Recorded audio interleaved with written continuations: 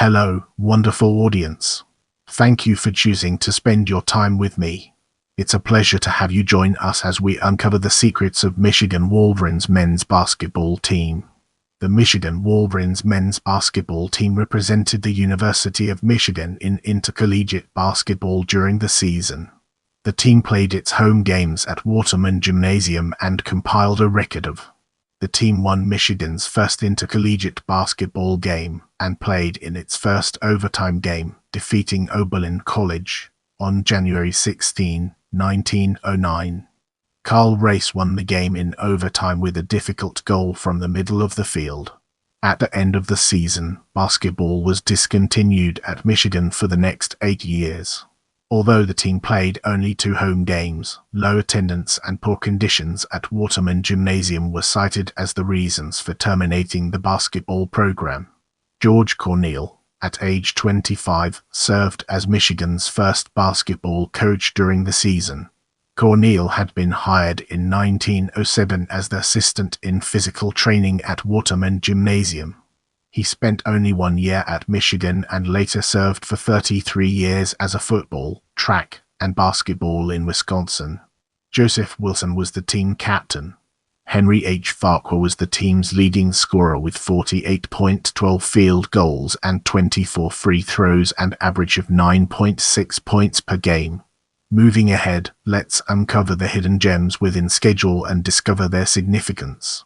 Date, opponent, score, result, location: Aline Center College, January 9, 1909. Michigan Agricultural College, Moss, Michigan State University Armory, Lansing, MI. Aline Center College, January 16, 1909. Oberlin College, Waterman Gymnasium, Ann Arbor, MI. Aline Center College, February 20, 1909. Michigan Agricultural College, Moss, Michigan State University Armory, Lansing, MI. Aline Center College, February 27, 1909. Ohio State Loss, Ohio State Armory, Columbus, OH. Aline Center College, March 6, 1909. Ohio State Loss, Waterman Gymnasium, Ann Arbor, MI. Aline Center College. Now, it's time to shift gears and explore pre-season. In its January 1909 issue, the Michigan alumnus announced, for the first time in the history of the university, there is to be a varsity basketball team. Realizing the demand for an indoor winter sport and the presence of good material in college, the athletic authorities passed a resolution providing for a basketball team and granted them a schedule of 7 or 8 games for the season. The alumnus observed that basketball had become almost a major sport in many leading colleges, and its recognition as a varsity sport at Michigan was greeted with approval by students and alumni alike.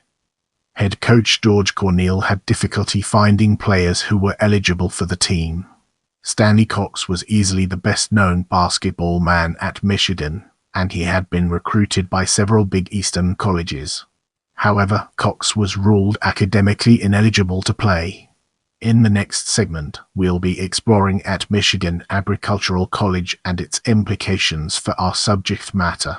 Michigan's first intercollegiate basketball game was played on Saturday, January 9, 1909, against Michigan Agricultural College at the local gym in Lansing.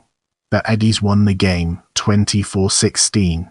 The Michigan alumnus wrote that the loss was due to Michigan's inability to locate the basket. The Wolverines scored only 4 goals from the field, 1 each by H. Farquhar, Fahrenheit, Celsius, Wilson, Race, and Eli.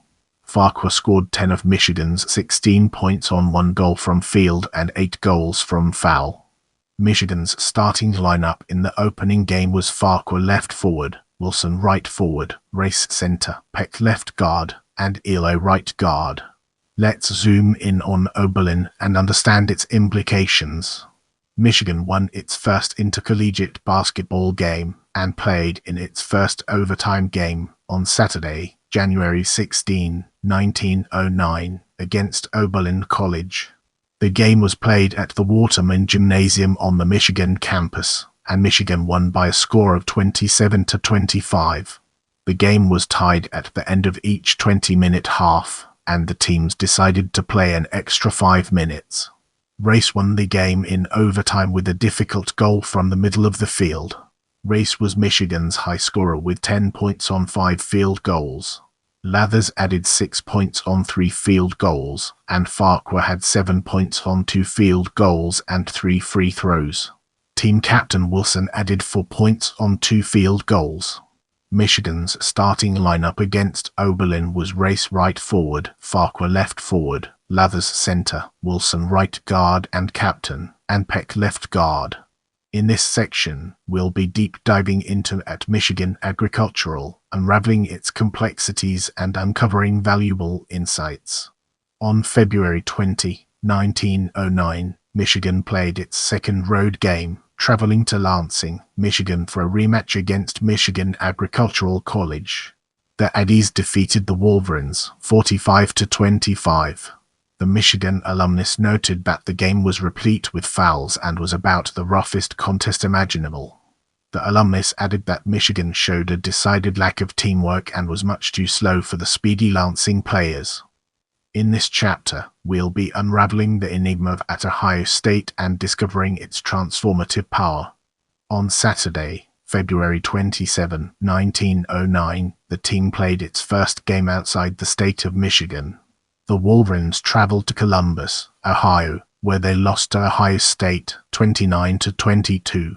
Michigan trailed by only 1 point at halftime. Team captain Wilson fouled out of the game after committing 5 fouls, and he was replaced by Peck. Michigan's leading scorer in the game was West with 12 points on 4 field goals and 4 free throws. Without further ado, let's move on to the topic of Ohio State. Michigan concluded its season on March 6, 1909, with a 40-24 loss to Ohio State in Ann Arbor. Michigan had led at halftime by a score of 16-14, but Ohio State outscored the Wolverines 28-8 in the second half. The Michigan alumnus attributed the poor performance in the second half to fast playing by the Buckeyes and the introduction of 2 substitutes not in the best of condition.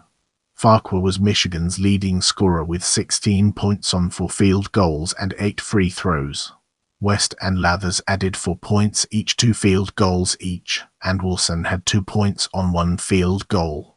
Michigan's lineup in the game was Farquhar left forward, West right forward, Lathers and Race center, Wilson and Cox right forward, and Hayes right guard. Moving on to the next segment, we have postseason. At the end of the 1909 season, the members of the team elected J. Griffith Hayes as the captain of the 1909-10 team.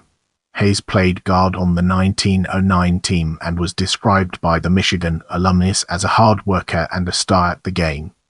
As we enter this new phase, let's uncover the impact of players on our broader topic. Stanley Celsius.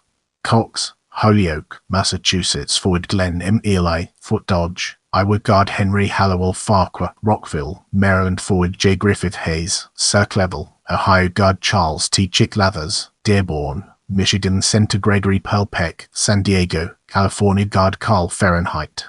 Race, Jr., Detroit, Michigan center and forward Frank Celsius. West, Fredonia, New York forward Joseph P. Wilson, Newton, Pennsylvania team captain, guard, and forward. As we progress through this video, let's shift our attention towards scoring statistics and uncover its hidden depths.